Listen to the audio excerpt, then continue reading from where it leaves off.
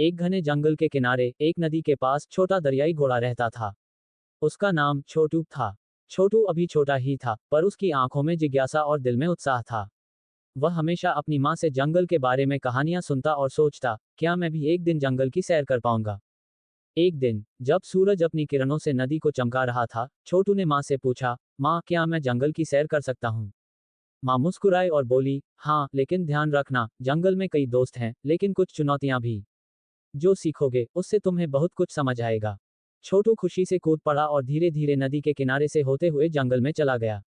रास्ते में उसे एक रंग बिरंगी तितली मिली। तितली ने कहा, छोटू, जंगल बहुत बड़ा है, लेकिन अगर तुम ध्यान से देखोगे तो यहाँ की हर चीज सुंदर है। छोटू ने उसकी बात पर मुस्कुराते हुए सिर हिलाया और तितली के साथ आगे बढ़ा। थोड़ी दूर चलने पर छोटू ने देखा कि एक बड़ा पेड़ गिरा हुआ है। वह उसे पार नहीं कर पा रहा था।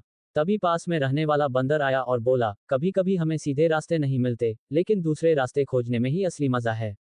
आओ, मैं तुम्हें दूसरा रास्ता दिखाता हूँ। छोटू ने उसकी बात मानी और बंदर के साथ चल पड़ा।